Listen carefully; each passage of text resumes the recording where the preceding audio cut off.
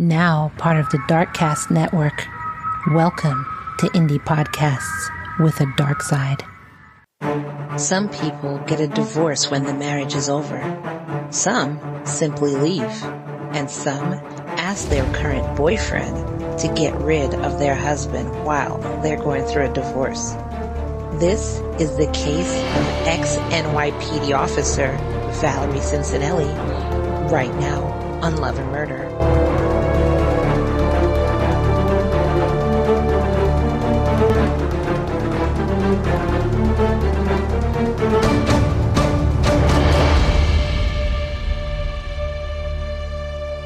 Welcome everyone, welcome new lambs, welcome old lambs, welcome to Love and Murder, your weekly true crime podcast telling you of relationships that turn to homicide.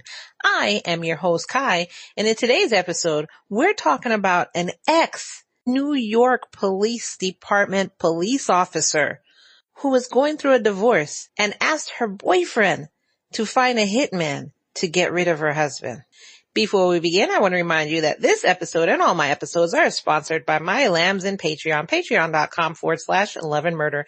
If you want to get bonuses like extras from this case, pictures, court docs, videos, all that stuff, and you want bonus episodes, no commercials, no intros, all that good jazz, then become one of my exclusive lambs at patreon.com/Love and Murder.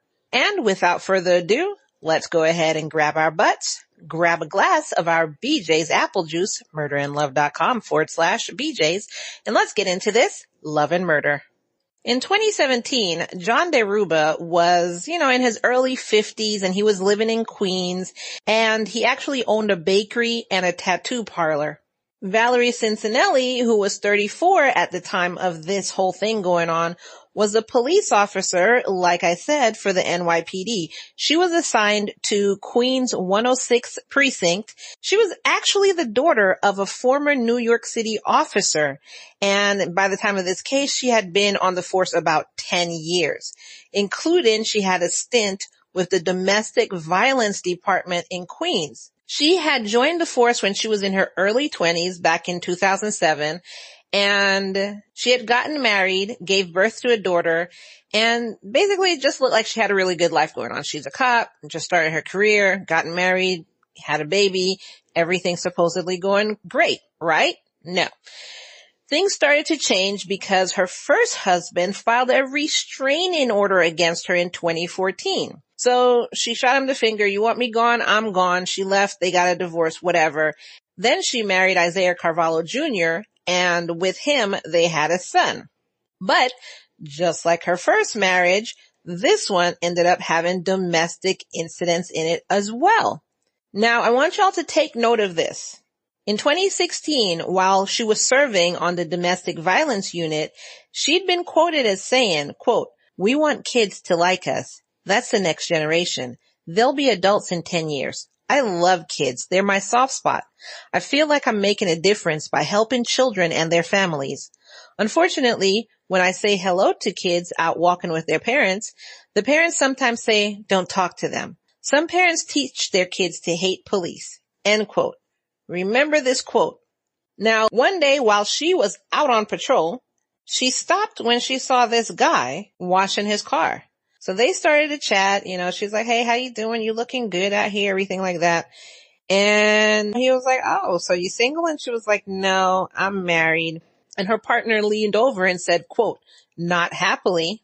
That's because with everything going on within her marriage, she was going through a divorce. While she's going through that divorce, for some reason, just for I don't know what reason, she started fixating on Isaiah wanting her pension. So she was just like, he wants my pension. I know he does. He's not going to get a penny from me. This is what was going through her head. He never mentioned it to her, but this is what was going through her head. Now, the guy she had met while she was in her patrol car and he was just washing his car, that was early 50s John DeRuba.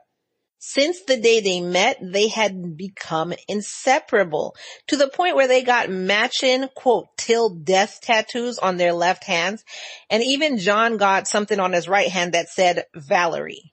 It's interesting to note by this time, she's going through a divorce. She has restraining orders against her. And on top of that, she was currently on, quote, modified duty and was stripped of her gun stemming from a 2017 domestic violence incident. Another thing that happened in that same year, 2017, was that she was disciplined by the police department for sharing confidential information with John. This is one of the reasons why she ended up getting kicked out of the domestic violence department. That and the constant domestic violence incidents that were occurring within her house. Now, at another time, I don't know exactly when, she worked for Ozone Park in Queens, and she had been stripped of her gun and badge after she'd begun an affair with an Ozone Park resident. Now, like I said, I don't know if the time, so I don't think it was the time when she was talking to John. It was a time when she was married. Let's put it that way. I don't think it was the same time she was talking to John. It might have been before that, which it seems like there was only a year's gap between her getting divorced and starting a relationship with John. But either way, it didn't really give me a date of this affair. So I don't know, relationship wise what was going on. But if it says affair, that means she was still with her husband. That part I do know. So she ended up getting stripped of her gun and badge, and then she was transferred to another police unit because I guess her unit was like, we can't have, unscrupulous behavior. You're having an affair. That's not a good look. So they transferred her to another police unit, and that unit monitors public housing surveillance cameras, and that was called the Viper unit. Stands for Video Interactive Patrol Enhanced Response. And it usually is inhabited by officers who have been removed from regular duty. So while all this is going on, her divorce is still dragging on. And she's so angry about the divorce still dragging on and the fact that she has in her head that Isaiah wants her pension that she started talking about having Isaiah killed. She actually talked to John about it, and she was like, hey, John, I have this thought going around in my head that Isaiah wants my pension. Can we do anything about that? On top of that already crazy thing to throw out there, she had another idea, and this one was because of jealousy. Quote, when she threw my daughter into the mix, and literally that was it. It was like trailing off. When she threw my daughter into the mix. This is a quote by John. Basically, what happened was Valerie was resentful of John's teenage daughter. She said that he bought her too many expensive gifts and that she was taking up too much of his time and that his time and money should have been spent on her, not his kid that he literally brought into this world and is, half of his, meaning the DNA, that's half his DNA. And how dare you, how utterly dare you spend this time and this money on this child? I am completely jealous of you. To which I would ask, well, who's spending money and time on your kids? You don't want him spending money on his child or his time, apparently. Who's spending time and money on your kids? I guess somebody else, since that seems more logical to you. As time passed by, Valerie would use more and more colorful and graphic language to describe John's daughter. She told him that she was sexually promiscuous, and then also, for some reason, she started following the teenager's social media pages, which, if you don't like her, why you want to look at her all day? And I gotta say to John, if somebody's coming up to me and telling me my daughter is a whore, I don't care what kind of relationship we have, that relationship is immediately over. So I don't know what you were doing, sir. Now, as time went by, it doesn't say exactly when this happened, but John ended up getting arrested for another crime. And when they brought him into the station, he said, look, wait. Before you book me, let's talk. I may want to work out a little plea deal here because I got information. I have juicy information for you. So the officers were like, we'll be the judge of that. Keep talking. So he said, oh yeah, you will be the judge of that. He said, hey, you have somebody on your force, sir, who's actually asked me to do a murder for hire against her husband. So they were like, oh, well, tell us who it is.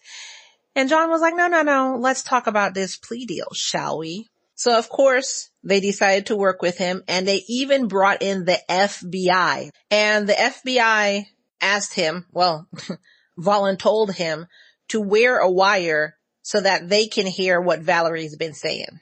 Now, in some articles, it reads like she came and told him like, hey, I want to murder my husband. And he was like, well, I'm going to go tell. But in others, it was because he was picked up and then he wanted to save his ass. I'm more prone to believing he wanted to save his ass.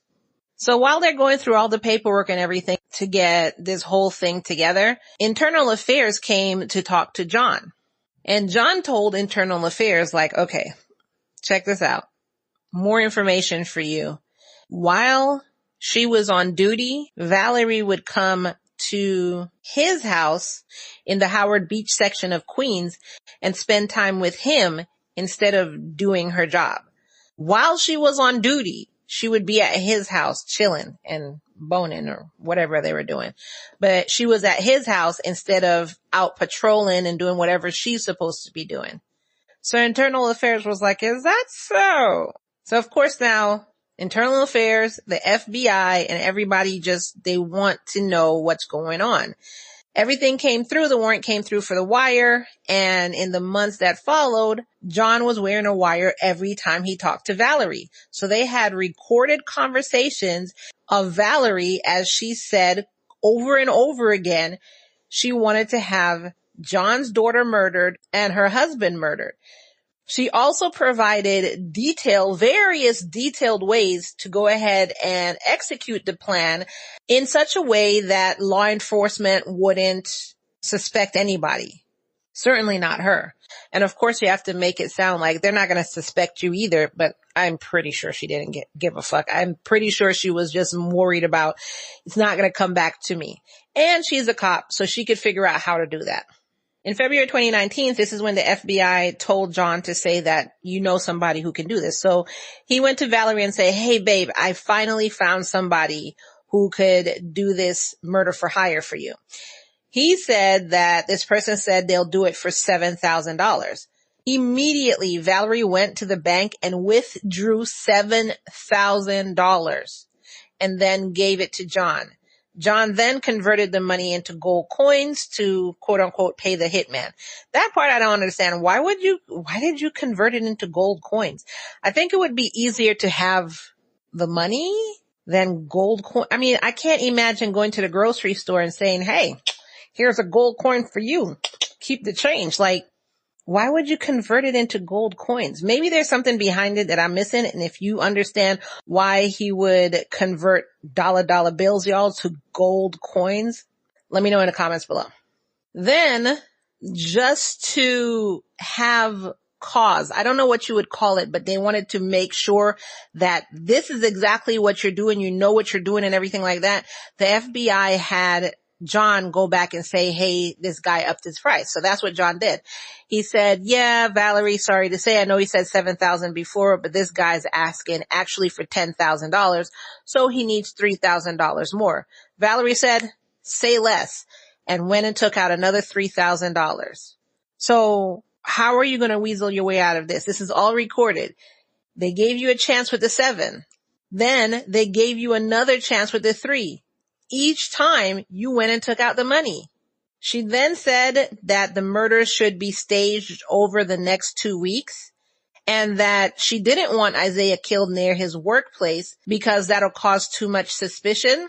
But if you were to get him killed in, quote, the hood or, quote, the ghetto, really? Wow. If you were to have him killed in the hood or the ghetto, it wouldn't look suspicious then. I'm just going to say wow. I have nothing else to say to that. Just wow. She said if you couldn't get him murdered in the hood or the ghetto, you could have him killed in front of his workplace or in his workplace. But if you were to do that, he sells fireworks, by the way. But if you were to do that, then you have to make it look like a robbery. These were the 2 options that she set out. So she has the plan for Isaiah. Now on to John's daughter. She said that the plan for John's daughter, and think about the audacity. You're literally talking to her father about how to kill your daughter. And she thinks nothing of it. Like, you will not go against me. You love me so much. You love me over your daughter. Can you imagine the audacity? I can't even imagine. I can't. Anyways, so she's just la-di-da, lackadaisically saying, I want your daughter to be gunned down near her school in New Jersey. I don't know if y'all heard me, so I'm going to repeat myself. To be gunned down near her school. His daughter. Remember, I told y'all to remember that quote now. John said, I know this is a hitman and everything, but apparently he has more morals than you. He said, the hitman said he wouldn't kill the teen near school. So Valerie said, well, fuck it then. Quote, run her the fuck over. How about that? End quote. Are you freaking kidding me right now?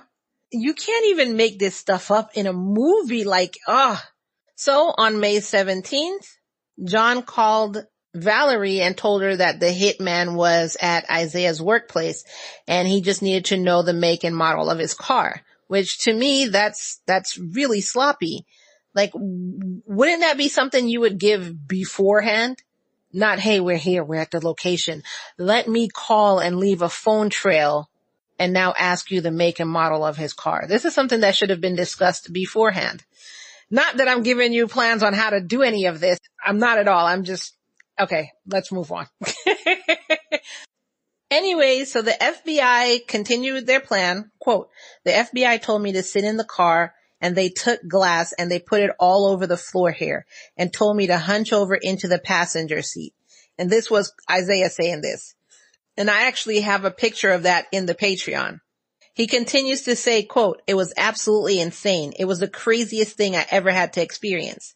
So if you don't understand what's happening here, they're setting up now the murder scene to make it look like the hitman murdered her husband, which means they went to Isaiah to tell Isaiah what his wife was planning. And here, let's lay this all out now. I mean, can y'all even imagine that your spouse, you get a call, knock on the door from the FBI one day, and they're like, look, your husband or wife is trying to kill you. We needed to make it look like it happened. How hard would it be for you to believe that? It would be very freaking hard. I have to tell you, from the bottom of my heart, I would doubt the whole thing, but at the same time, I do true crime, but I would doubt it because I trust my husband.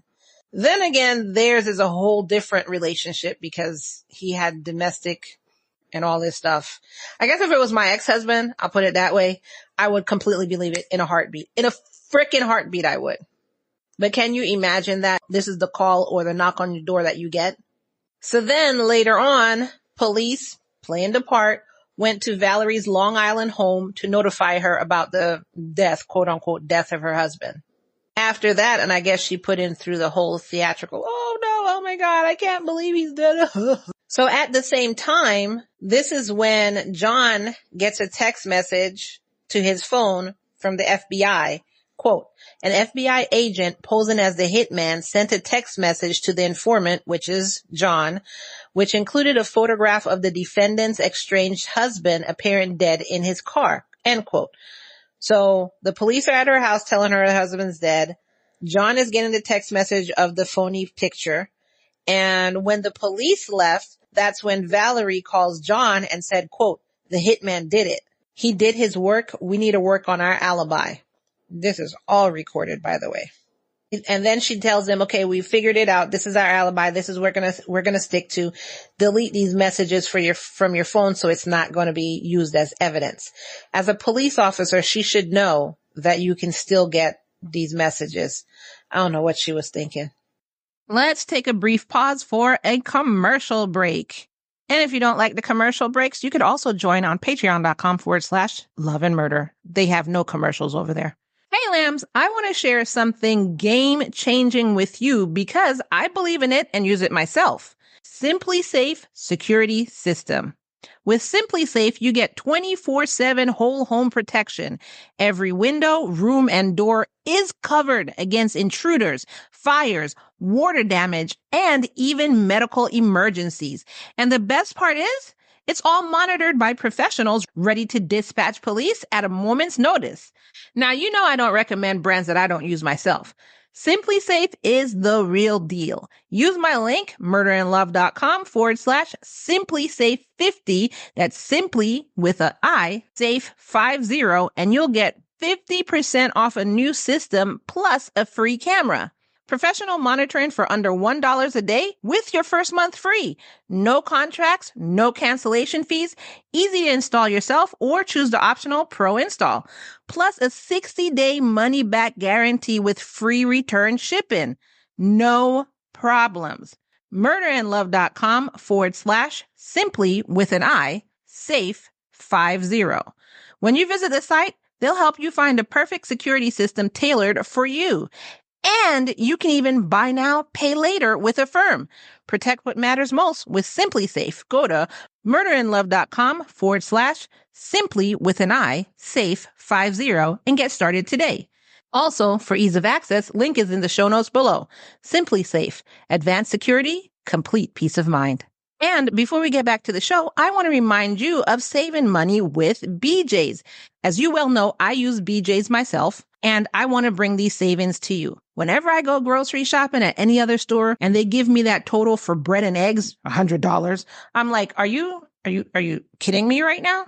When I signed up to BJ's now 3 years ago, I was just doing it just as a test to see if it was worth it. And it was, because I'm still with them 3 years later. And I want to pass these savings on to you. murderandlove.com/BJ's to get $35 off your first year's membership. Not only do you get that $35 off, but you get into a club that saves you money on groceries. And in addition to those savings, you get amazing coupons every month to help you save even more. So join me in saving money and join BJ's today. murderandlove.com/BJ's to get $35 off your first year's membership. Links are in the show notes below. Join today, save tomorrow. And now, back to the show. Well, later on that day, on May 29th, 2019, Valerie was arrested and charged with use of interstate commerce for murder for hire. She was actually charged with 2 counts of murder for hire and 1 count of obstruction. And she faces a maximum of 10 years for just the murder for hire. And for obstruction of justice, that charge carries up to 20 years in prison. But they're thinking just maybe 5 years for her. I don't know. So maybe a total of 15 years? So while she's in jail awaiting her trial and everything like that, her lawyer asks for bail. Because right now she's in jail with no bail. Her lawyer asks for bail. Central Islip Judge Sandra Feuerstein said that no, Valerie, quote, poses a danger to the safety, and what she was meaning was the safety of the victims, both her ex-husband and John's daughter. And she also pointed out her, quote, lack of impulse control and remorse, as well as her, quote, defensiveness when defying court orders. Now, the lack of impulse control and remorse, what the judge was talking about with that was that Valerie had tried to destroy 2 iPhones when she was being arrested. And in relation to the, quote, defensiveness when it comes to defying the court was because she had ignored the court's rulings on calling her children. She was supposed to call her children by using the prearranged 866 phone number, and she didn't. Instead, she called her 12-year-old daughter directly and then had her daughter connect her to her little boy. So remember, the 12-year-old daughter is from the first husband. So maybe she was with the first husband, her father, and then she had her call the little boy, which is Isaiah's son. She was supposed to use that 866 number to call either one of them. Maybe it's the number that you record, or the father could see who's calling and he can make a judgment call. But she skirted all that by calling her daughter first and then telling her daughter to 3-way the little boy in. During this call, a court-appointed psychologist was on the line as required. However, when he tried to tell the 12-year-old not to call the boy and also go ahead and hang up the phone, that's when Valerie started arguing with him, and then the shrink is the one who had to end the call. Quote, I have concerns about continuing these calls if Miss Cincinelli is going to display such poor judgment and behavior. This is what the little boy's lawyer said. So I guess she's been trying to get in contact with him or whatever, which I can understand as a mother, you're trying to get in touch with your son. But also if you wanted to be in touch with your son, you wouldn't have put out a hit on somebody. So, but the boy's lawyer, which his father hired a lawyer, went and told this to the judge. And then the judge suspended phone calls altogether. You can't call these children. So with all of that, the judge denied it and said she poses a danger to the victims. So no bail. So her attorney came back and asked for bail again, citing her 12 years with the NYPD. But the judge said, no, there's strong evidence of her guilt. And I don't care who she worked for. I don't care if she worked for your mama. No. So that was time number 2. Valerie ended up requesting bail 4 more times, but each time her request for bail was denied. Now, just a side note, when she was arrested on May 29th, the NYPD suspended her without pay. Also at the same time, the divorce from Isaiah went through, and his lawyer for that divorce, Erica Sakal, said that the murder for hire plot against Isaiah was a complete shock and said that there were no outward signs of extreme hatred in the relationship. So it was a complete shock. They said although they had been going through a divorce, they had been working out their differences. Quote, we thought we'd be settled before the trial. It seems a little surreal. She also wanted to say that, quote, Isaiah is extremely thankful for the work of law enforcement. Without their diligent efforts, who knew what would happen? Now, during Valerie's trial, her defense was that John was a con man who had convinced her to take part in this murder for hire plot. Like, hey, ma'am, I know I just met you and everything, but hear me out here. We're going to plot to kill your husband. What? Her lawyer, James, I'm going to try and say this, Kusoros, I think. James Kusoros argued that Valerie didn't believe that the murder for hire plot would actually happen and said that John had manipulated Valerie and left her in a, quote, broke and compromised state. Then he turned around and told the police out of his desire for revenge for her. I don't understand revenge for what, but okay. And to that, I'm like, sir, it's recorded where he told her 2 different times this is the amount of money, and she ran and got out the money in that recording. I'm just wondering, where did she think that this wasn't going to happen? So you just took out $10,000 for what? So Valerie maintained that she never anticipated that the hit was actually going to happen. And actually, she has a quote, I did what I know I should not have done. I was deeply, deeply damaged at that time. Destroyed, Your Honor. I've lost so much during this process. I can't believe I allowed myself to go to that dark place. I never thought in a million years it was going to happen. I was deeply, deeply damaged at that time. I was not thinking clearly. So that was her quote to the judge. Her defense lawyer also told the court that she was just a good person who became unhinged. It was John. John had control over Valerie. Quote, she never intended that he would actually do it. Look, she never believed that he would actually do anything like that. And then she suffered an unrelenting barrage over the course of a year in which DeRuba, John, and her husband conspired together to ruin her life. You did, really? You're now blaming Isaiah for this? So Isaiah and John, her boyfriend, came together, locked hands like brothers and said bros over hoes, and then conspired to ruin her life? What about all the recordings? The audio, the video? Dude, there's text messages. How are you spinning this? Just don't believe what your eyes see. Don't believe what you're hearing with your ears. Matter of fact, don't believe any of your senses. Only believe me. Don't believe yourself. Don't believe your vision, your hearing, your touch. You even taste these recordings. Don't believe that either, but believe me. What? Oh my God. And remember, as I pointed out just a little while ago, the confirmed bank withdrawals, the 7,000 and the 3,000 totaling 10,000. And remember, I was asking, what was $10,000 for then? Well, he also had an excuse for that as well. He said that money was not for a hitman, but for a loan to John. I have a question. Me and my friends, the lambs over here, are just wondering. Gotta clear my throat so you can hear me. Why on the recording was a hitman discussed and not a loan?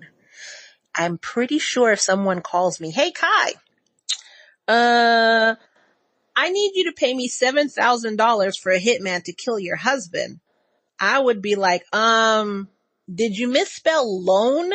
And also don't ever call here again because you're insane. That's what they would get if I was trying to give them a loan and they're telling me about a hitman.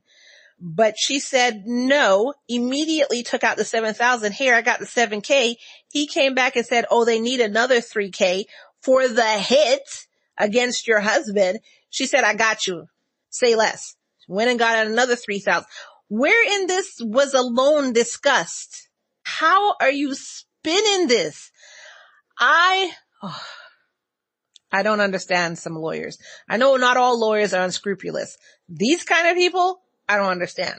Valerie's father chimed in against the allegations and said that these allegations make no sense to him. Quote, she's not guilty. This is what he said. He also blamed all of this on John. Quote, this is the second time he's done this. He made allegations that she pulled a gun on him and threatened him. This is the second time he's had her arrested.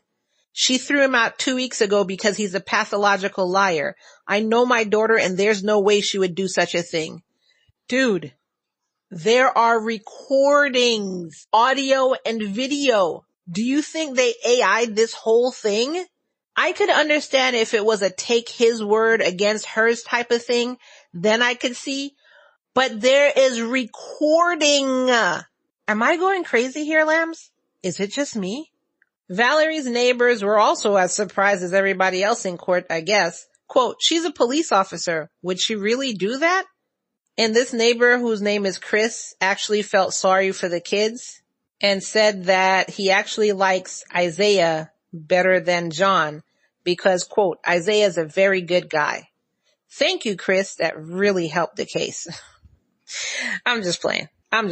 He didn't say that in court, but I just wanted to say a couple of quotes that were said outside of court so you could see how surprised people are.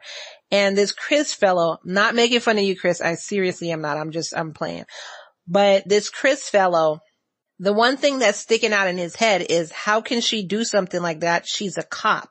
So I don't really think he's talking about her character, more of her position and not understanding how or why a police officer would do something like this. So I understand, Chris. I understand your shock. If I had a police officer as my next door neighbor and found this out, I'd be surprised as well. So because everybody is trying to switch history to their liking, I don't know. I don't even know what's going on. On October 29th, 2021, the recordings, both audio and video, were presented in court. Here, jury, look at this yourself. It showed recorded conversations between Valerie and the CS, which is John, discussing the murder plot over multiple recorded phone calls and over multiple in-person conversations between February 2019 and May 2019. What do y'all have to say about exhibit A, B, C, D, E, F, G? They played in court her saying, kill my husband. They played in court her planning to kill his daughter. They also played in court Valerie's concerns about being questioned by law enforcement after the death. They played all of this in court. Part of what they played was John saying that, quote, I'm just stressing about it because it's going to happen, meaning, law enforcement is going to question him, where Valerie replied, quote, you say that every weekend for the past month. Where is I don't understand. Where are you still believing that she was just manipulated and it was all John and apparently Isaiah too? Prosecutors also pointed to video and audio where Valerie appeared, quote, frustrated the murders have not yet been completed, and came off as, quote, someone who only cares about herself. They also, as the cherry on top, they also played the recording of May 17th when the police had come and told her that her husband was dead and they were investigating this because it looked like a murder. So they showed that recording of how she reacted and everything like that. They also showed the picture that was sent to John's phone of the supposed crime scene that he had shown Valerie. They also showed the text message that Valerie had sent to John so that they can get their alibi straight after the police told her that Isaiah was dead. And the fact that she also told him to delete their text messages so that they don't get caught. So all that was shown in court. I wonder how her parents feel now. I wonder if they're still, I'm pretty sure they are though. I was going to say, I'm wondering if they're still upholding this she didn't do it narrative, but some parents, and I'm not saying these parents, I'm just generalizing here. Some parents don't ever see what's right in front of them. So then her defense took a different strategy. Valerie took the stand and admitted some of her actions to the judge. Quote, I deleted images on an iPhone with the intent to obstruct a federal grand jury investigation into the murder for hire. I knew what I did was wrong, and I'm truly sorry, Your Honor. So this is the first time she's taken accountability, any kind of accountability, and showing remorse or emotion as to what happened. So when I said that her attorney decided to change tactics, this apology here was because she had taken a plea, or she was about to take a plea. A plea deal had been offered to her, and she was at her plea hearing, and this is how she approached a judge. That judge, who was U.S. District Judge Joanna Siebert, asked her how long she'd been locked up for so far.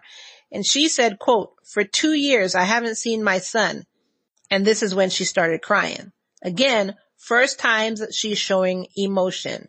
She had been in jail in the Metropolitan Detention Center in Brooklyn for 23 months. Now, I'm sorry. I know how hard it is not to see your kids, but at the same time, can I really feel sorry for her? Because number one, she did this to herself. You tried to murder 2 people and you made these decisions and you took yourself away from your kids. And just your son? What about your daughter? Are you serious right now? Number 2, while you're wailing about not seeing your son, I don't know what it is about not seeing your daughter, but while you're wailing about not seeing your son, you were about to kill 2 people's children. John's daughter is just a teenager and you were just callously talking about gunning her down in front of a school where other people's children are. How am I supposed to feel bad for you? I feel bad for your children, but I can't feel bad for her. So as for the plea deal, that was part of it. Like she has to go to this plea hearing or whatever before the plea deal was reached. At first, the details of the agreement were not disclosed, and I think most of the details of the agreement were not disclosed. I think we'll end up hearing a little bit of what the plea deal was, but we will never hear the full extent of what the plea deal was. So here's a quote from the Assistant U.S. Attorney, Catherine Maribel.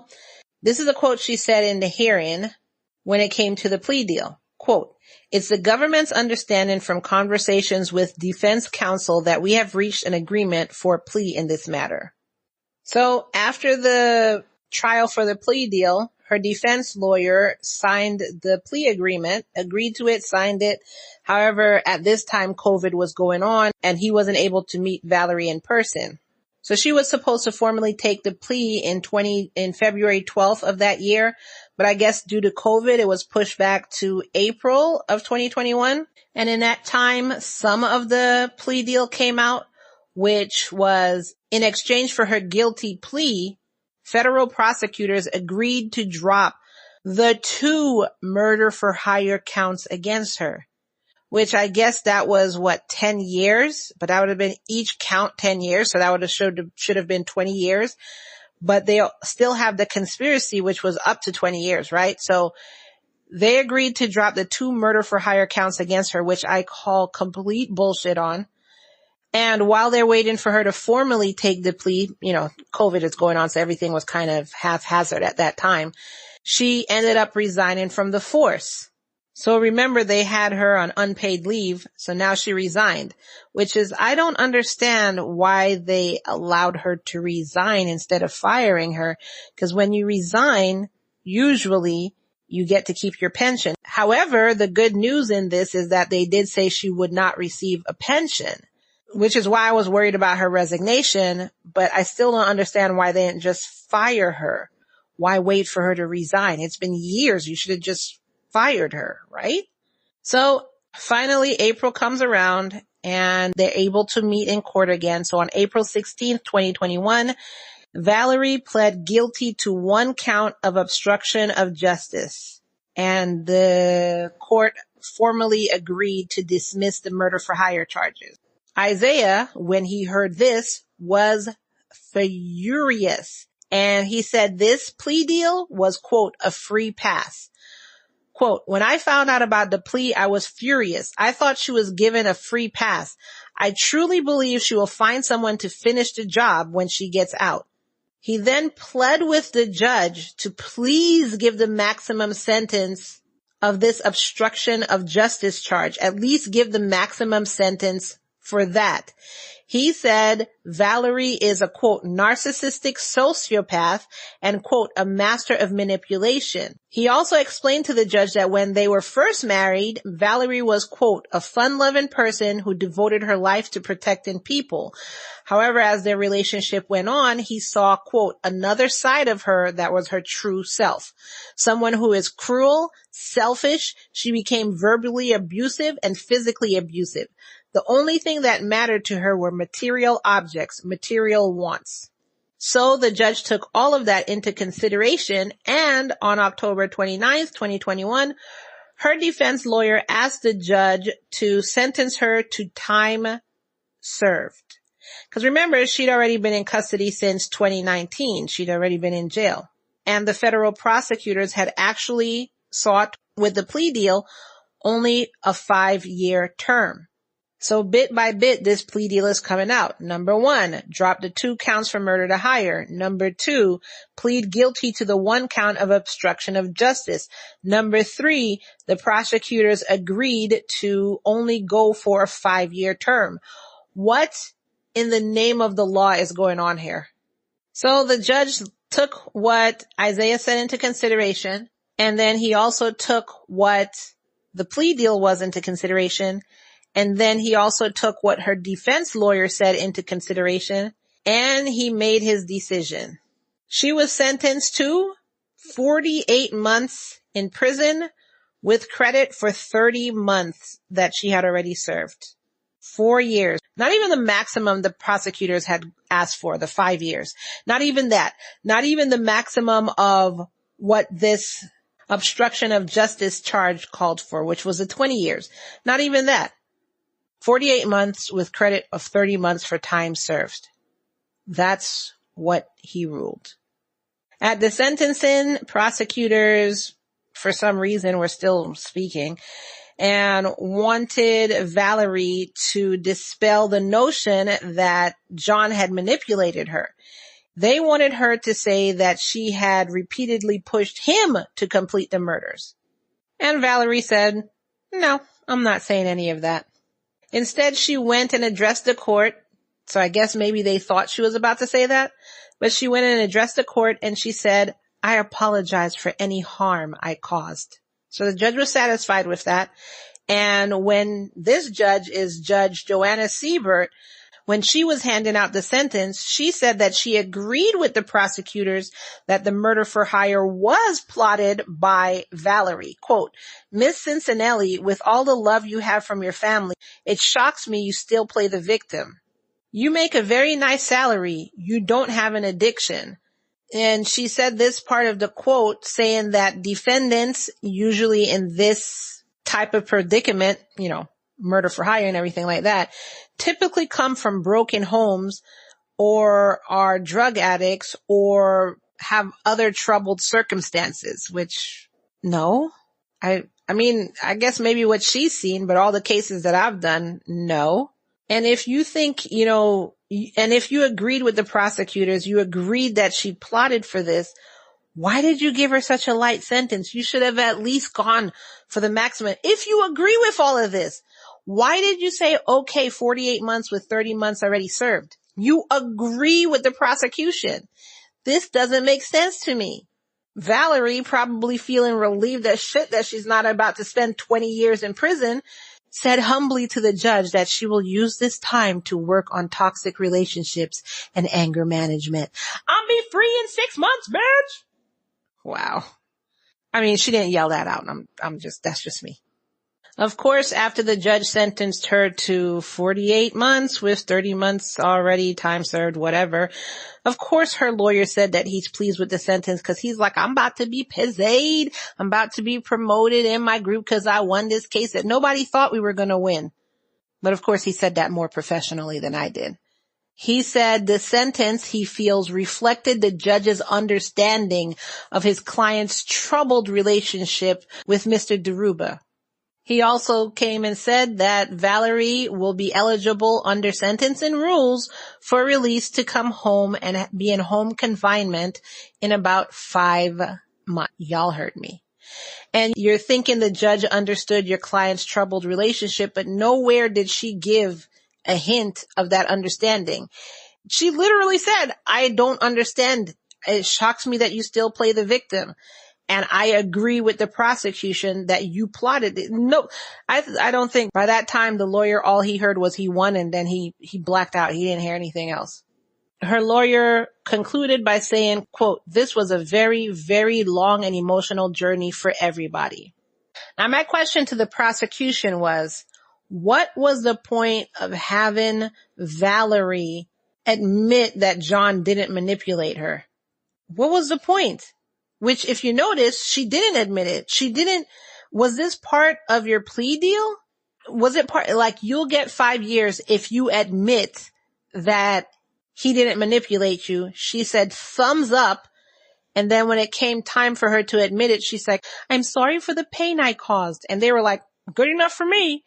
I don't understand what's going on here. Lambs, I so don't understand what's going on here that it took me 2 months to research this case. It was a confusing jumble of here's a piece of information here, here's a piece of information there. I don't understand why it was so hard to piece together this case. I really don't understand. Because you know me, I like to find every detail, every facet. I wanted to know what the plea deal was. I don't understand. I wanted to know what the entire thing that happened in the court, which I'm still going to look for videos of the trial so that I could put that in my Patreon. I wanted to know everything, but it was so hard to get the information you got general aspects of the case, but to get the specifics, that was so very hard. In February of 2022, Isaiah said in an interview that he's afraid the quote, crazed lunatic will still go after him when she's released from jail. I look over my shoulder constantly. There's not a day that I don't go by that I'm not afraid for my life. I thought I was marrying someone who swore to protect and serve, a cop. Instead, I got a crazed lunatic. He said when he found out that she was trying to murder him, he was completely and utterly shocked. He said they'd been married for 5 years and had a kid, and he was shocked to find out that she would go so low as to try and have him murdered. Now, in another twist and sad news, close to midnight on July 16th, 2019, Austin police in Austin, Texas responded to the Container Bar after someone called police to report hearing gunfire. When the officers arrived there, they found that Salvatore Sal Cincinelli had been shot once. Now, if you didn't understand by now or guess, Sal, who is a 41-year-old FBI agent, is the older brother of Valerie Cincinelli. Police have confirmed, though, that they're investigating his death as a suicide. Look at the mess she caused. She messed up her daughter's life. She messed up her husband's life, her ex-husband, whatever. She messed up her son's life. Both her and John messed up their own lives, whatever. And look at what she did to her brother. He was probably so mortified. And don't come for me. I'm not the one who did anything. I'm just speaking my mind. Like, people like to come for me for some reason and talking about some of these murderers. Somebody just messaged me a little while ago and I shared it in the Facebook.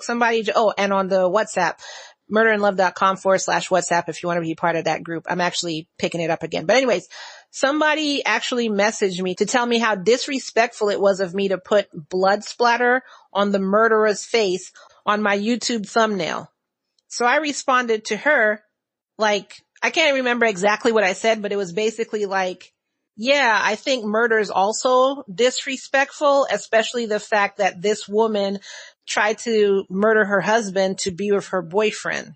Yeah, but let's talk about how disrespectful I am. I didn't murder anybody. I'm not trying to murder anybody, but I'm the disrespectful one because I point out facts and logic and I tell you that look at what she did. And you're going to come back and tell me that I need to be more tactful in talking about murderers? Seriously? So anyway, this happened to her poor brother while she was being held in the detention center and awaiting trial. Again, that was 2019. So, she was still awaiting trial. So her lawyer came out and said, quote, "She is absolutely devastated by the passing of her brother and best friend, and this is certainly adding to the stress of her current situation." The stress of the current situation she put herself in? Is that what you're talking about? Because I could tell you that her brother was probably stressed that his sister put him in this situation. But sure, let's think about her. Let's all just think about her. Anyways, as of the last reports, John is still in New York and he's currently renovating and selling houses. His plea deal was to sing like a bird and not go down for it, which I guess technically he didn't do anything. So there was nothing to charge him with except what he was originally arrested for. So he's flipping houses. And he's actually publicly spoken up about his former relationship with Valerie, including a March 2022 interview with Dateline Digital. John always maintained his innocence and says he wants the world to know that he's, quote, "a good father. I'm lovable, funny. You got to move forward and keep going forward and just try to survive." It was Valerie's own words in the wiretap recordings that put her in jail. It's her own voice, what she wanted to do. She could have stopped this at any time. If you're a police officer that upholds the law, you should say, "John, what are you talking about? Are you crazy?" That should have been the only thing that should have been on that tape. Didn't I say that's what I would have said? And he continues on. "What would I gain out of killing my own daughter?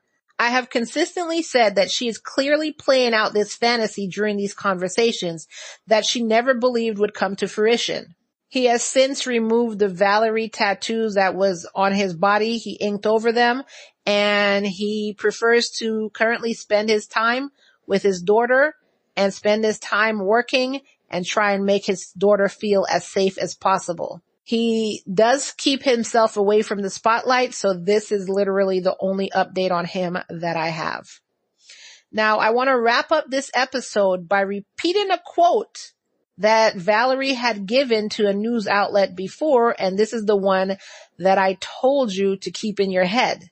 But just in case you didn't, think about this entire episode as I'm repeating this quote. "We want kids to like us. That's the next generation. They'll be adults in 10 years. I love kids. They're my soft spot. I feel like I'm making a difference by helping children and their family. Unfortunately, when I say hello to kids out walking with their parents, the parent sometimes says, 'Don't talk to them.'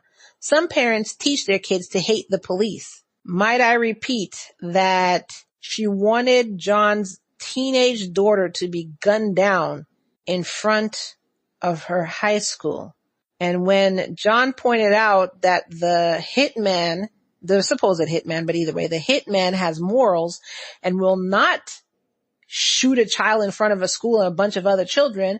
She said, fucking run her over then, what do I care? Federal prison records show that Valerie had been released on October 12th, 2022 after serving her sentence. And that is the case of former NYPD officer Valerie Cincinelli. What the bloody F did y'all think about that episode? I am telling you right now that I am not satisfied with the ending. I am not satisfied with the outcome at all. She got a slap on her wrist for what she did, and she's out. She really didn't serve anything.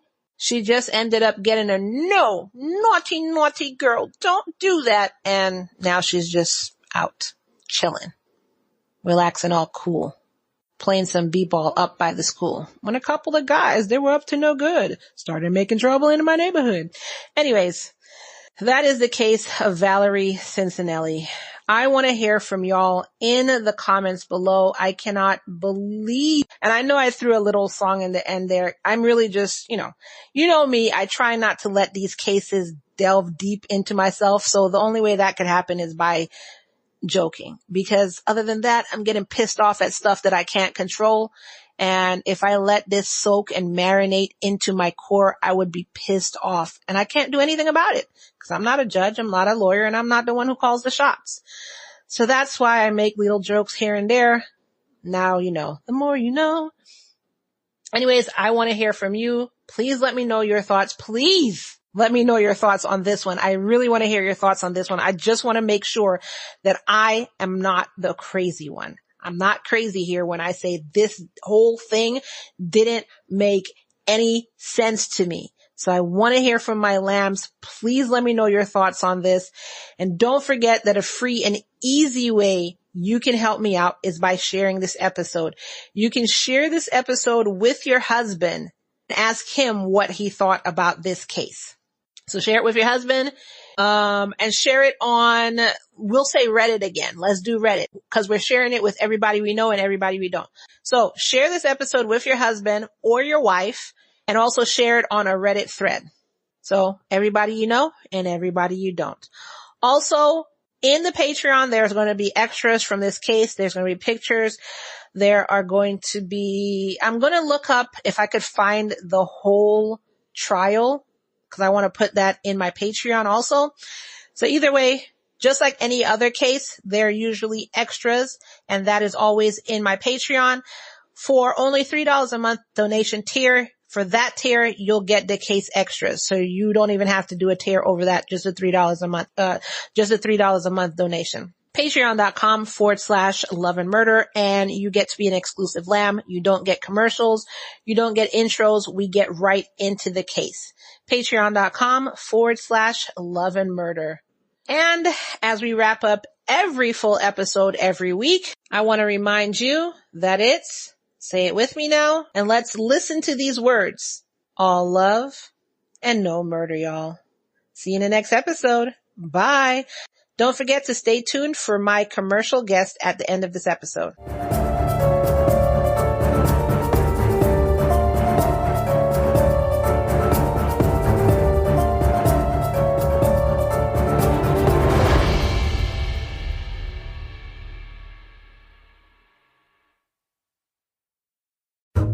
Hey there, true crime fans. Are you looking for a podcast that combines your love of crime stories with a good laugh? Look no further than the ODFM podcast. ODFM is the podcast that brings you true crime and comedy in a way you've never heard before. It's hosted by the dynamic duo of Kelly DeVries and Jenna Swanson, the kinds of friends who make inappropriate jokes and laugh at times they probably shouldn't. Kelly and Jenna take you on a wild ride with their unique blend of humor and gripping storytelling. From bizarre murders to unsolved mysteries, they delve deep into the darkest corners of the criminal underworld, all while keeping it light with their quick wit and relatable banter. With each episode, Kelly and Jenna bring something new and exciting to the table. No case is too small, too strange, or too scary for them to handle. So, what are you waiting for? Subscribe now wherever you get your podcasts and join the ODFM community. ODFM, where true crime meets comedy and the laughs are killer.